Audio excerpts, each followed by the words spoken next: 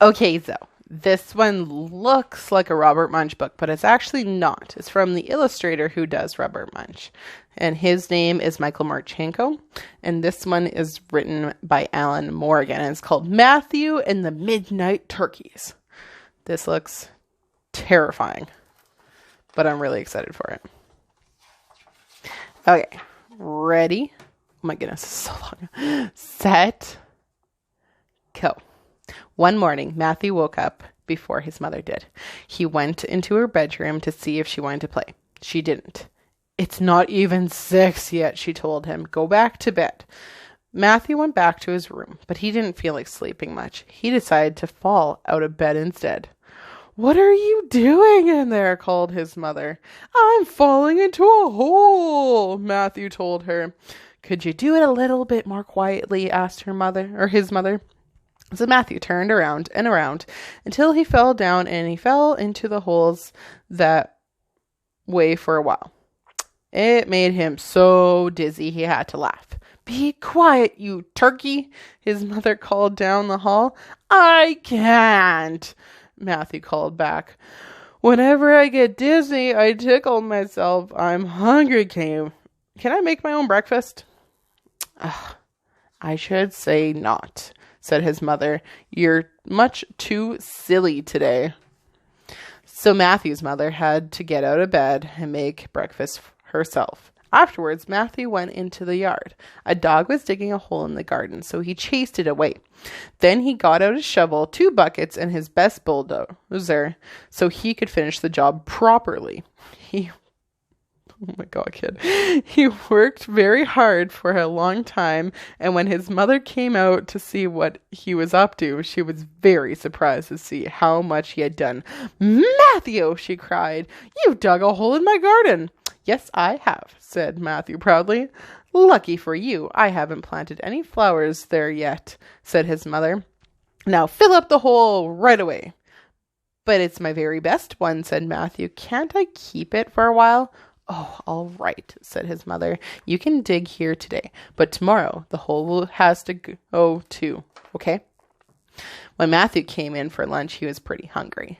I'll have 2 peanut butter and banana sandwiches with plenty of honey inside, he told his mom. I'm making my hole into a trap, and tonight I'm going to catch the midnight turkeys. The midnight turkeys, said his mother. What are they? They're the turkeys that come just at midnight. Oh my God, this is terrifying. I'm going to have midnight turkey nightmares tonight. Midnight turkeys are silly, you know. Very, very silly. They're so silly, they'll fall right into my trap, for sure. Matthew washed his hands and sat down at the table. After lunch, he had to wash them again because of the sandwiches. When Matthew went outside, he decided it might be a good idea to leave some of his things in the trap so the midnight turkeys would have something to do when they fell in. He brought out his comic books and a deck of cards and a couple of cards and his telephone and a few of his better bottle tops and many other things the midnight turkeys are fond of. Then he made some signs with arrows on them so the midnight turkeys would know which way to go.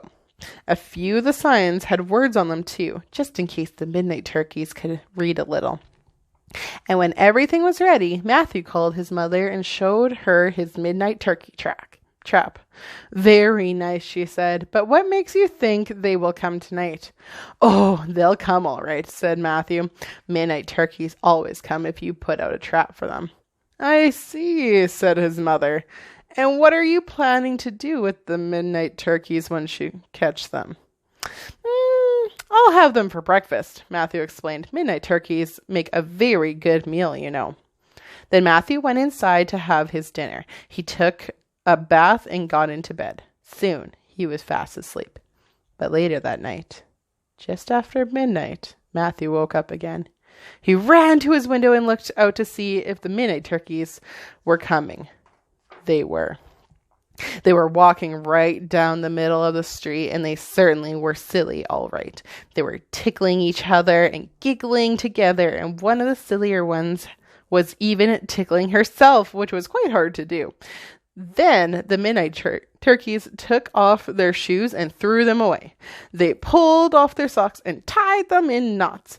They laughed and giggled and wiggled their bums, and they pushed out their bellies and bumped each other whenever they could, and when they did, said, "Excuse me," and fell down.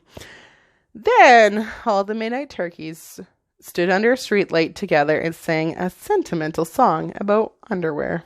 Oh my God, those turkeys are something. After a while, the midnight turkeys noticed the signs that Matthew had made and got quite excited. The ones that could read them read what they said, and the ones that couldn't ate them instead, just in case they tasted like something. In no time at all, the midnight turkeys were following the arrows, and they found Matthew's trap. No problem. They were lined up and waited their turn to fall into the hole. And it wasn't very long before every single one of them was caught.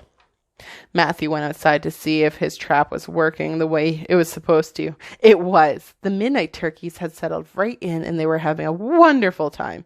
"Hey, you turkeys," yelled Matthew. "How do you like it?" "We love it," they answered. "This is the best trap we've been caught in for years. Come on, come in. There's plenty of room." So Matthew jumped down into the hole, and all the midnight turkeys tickled him for a while just to make him feel at home. Okay. Matthew laughed so much it made him feel hungry. The midnight turkeys were hungry too, so they phoned out for pizza. The delivery man came by with the order right away. 10 super large jumbos with anything on them, he called as he dropped the pizzas down into the hole. "Let's play cards while we eat," said Matthew. "Let's play crazy eights," yelled a midnight turkey. Crazy eights with crazy nines," shouted another. "Crazy tens and aces too," cried a third. "Why don't we just have crazy everything?" said Matthew. When they got tired of that, they ate cards and played with the pizza. Okay.